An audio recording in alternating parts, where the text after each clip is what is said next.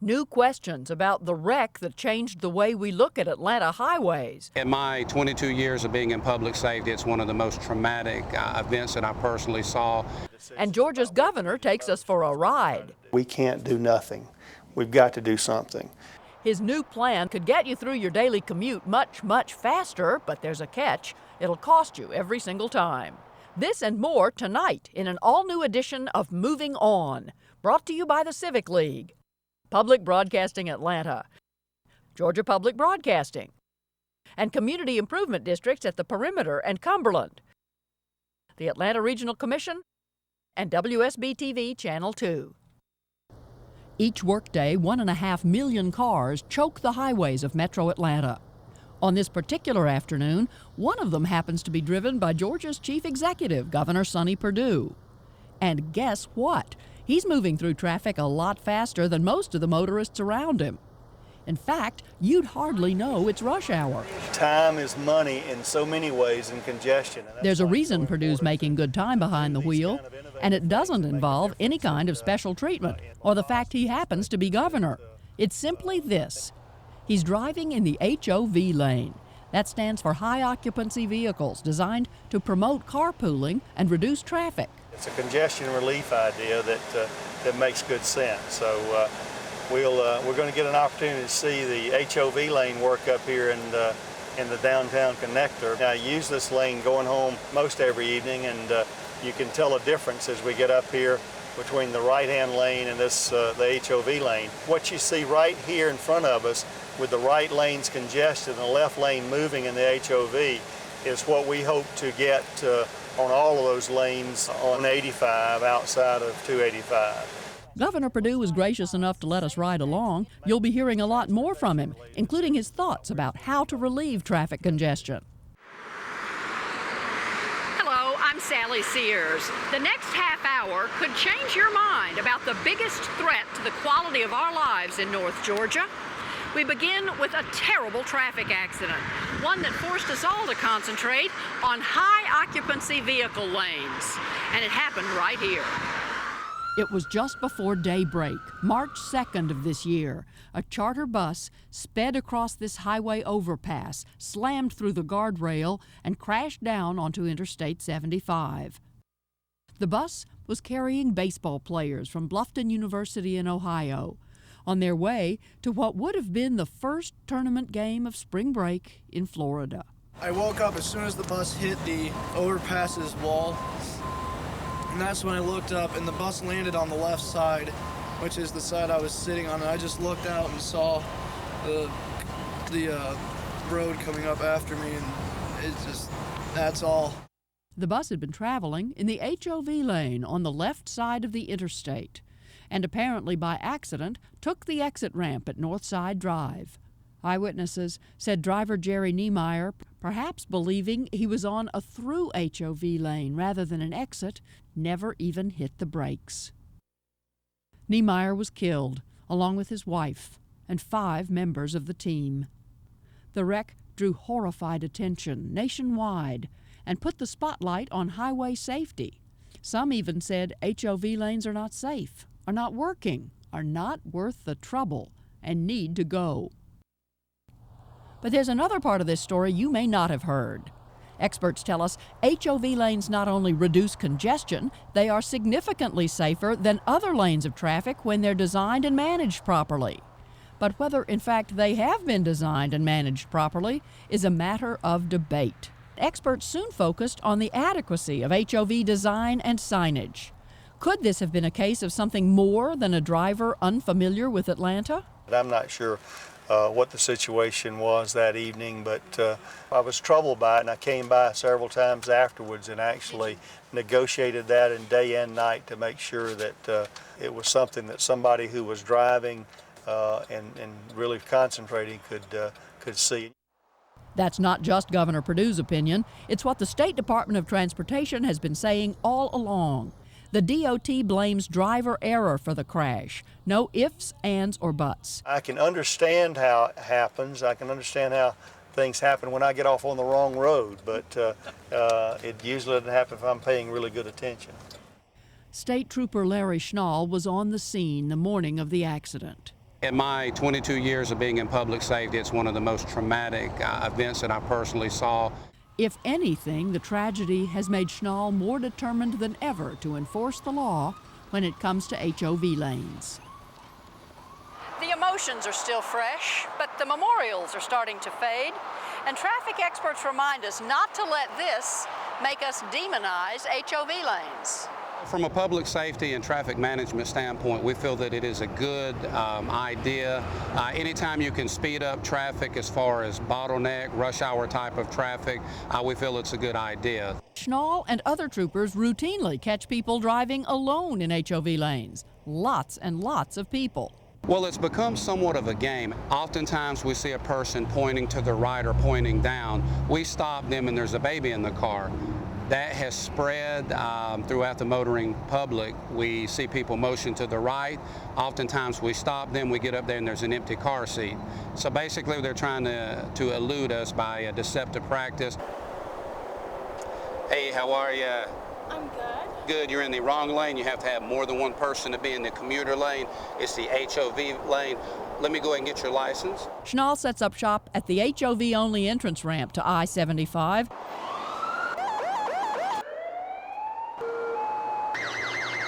Right by the site of the March bus wreck on Northside Drive. Yeah, it's an HOV lane. You've got to have more than one person. It's a carpool lane, and they've got the signs adequately posted out here, so we're trying to encourage the public and make them aware of the HOV lane, okay? It is, he says, like shooting fish in a barrel. The lane is clearly marked for HOV traffic only. While we were watching, about 1 in 3 cars coming down the ramp contained only one person, the driver. So you're simply saying you didn't see the sign? Well, no, I just transferred here from Oh, really? out of state. Okay. So. There are excuses we hear on a regular basis. So when we stop someone and they say, I wasn't aware of it, I didn't see the sign, well, you're expected to look at the signs just as you would a stop sign, a red light, or a speed limit sign. This van, however, contained 15 people, all properly seated, and that's the way it's supposed to work. Hey guys, how you doing? Making sure everyone's buckled up, and we got a carpool. Y'all carpool regularly? Yes, sir. Okay, very good. All right, we appreciate you. HOV lane, you're good. We do feel it works. It's basically a reward for those people who are carpooling, whether it's 2 or 3 people, or as you've seen in some of our stand-up today, vans with 15 people on there.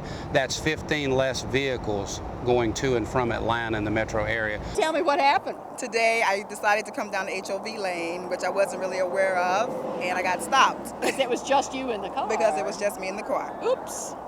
What do you say? Rats. Pay close attention to the signs, people of Atlanta, please. Drivers like these could soon be able to drive down the ramp without being stopped. Under a plan backed by Governor Perdue, you will be allowed to use the HOV lane even if you're alone in your car, but it's going to cost you every single time you do it.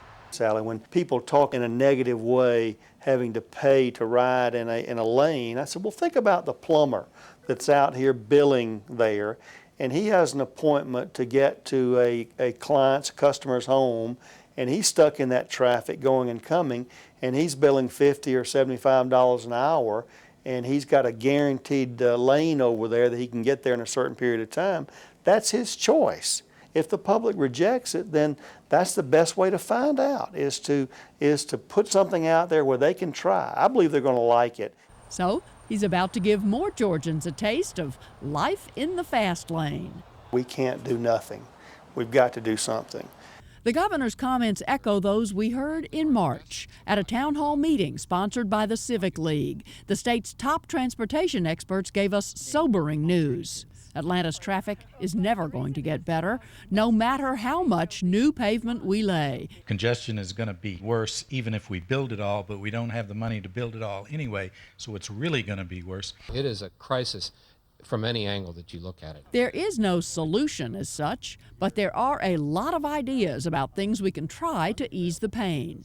And one of the most dynamic proposals is being pushed by Rosa Roundtree, the Deputy Executive Director of Georgia's Tollway Authority. We want multiple people in cars, and that'll solve a lot of our problems, but we recognize as customers, sometimes we don't want to share our cars. We want to be single occupancy in that car. In that case, we're starting to talk about HOT. It's high occupancy tolling, giving you a choice to pay to use that HOV lane. This could be rush hour in Gwinnett County. It's life in the fast lane, Orange County, California. For 10 years now, 10 miles of commuters get relief from the congestion by either putting 3 or more people in a car or paying to zip past the single drivers on the right. The result you can see: little congestion, reliable commute times, and traffic planners everywhere eager to shake up their own HOV lanes. Giving drivers a choice in transportation solutions.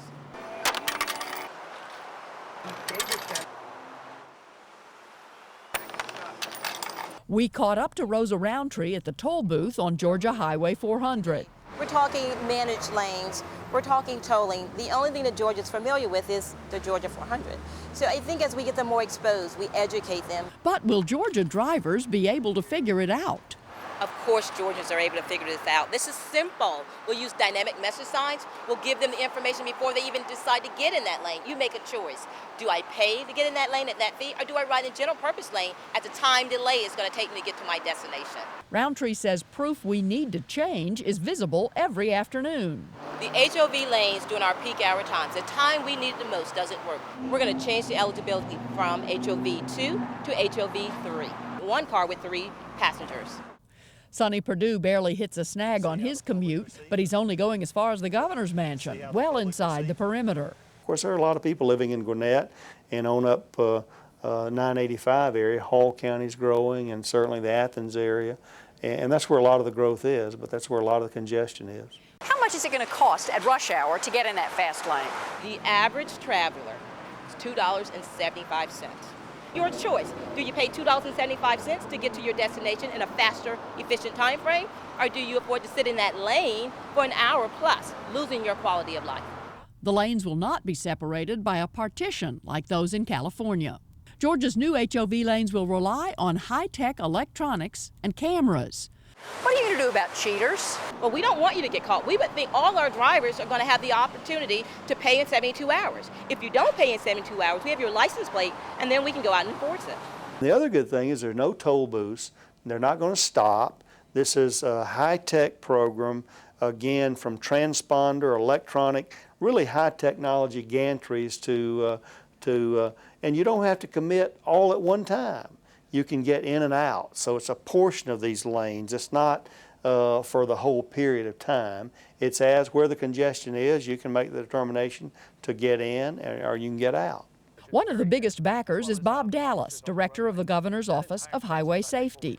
This is a great program for Georgia. He says we'll all be safer if we use the HOV lanes better. Behaving better on the roadway, driving the speed limit, not crossing multiple lanes, not following too closely, wearing their safety belt, and all that combined, I think, will probably produce a safer road. Lane separation is an important issue because in this proposal, it's electronic, which basically says that if there's an incident in these managed lanes, all of the law enforcement, the safety personnel can get to the incident, deal with the injuries that may have occurred, and move the incident off the road quickly.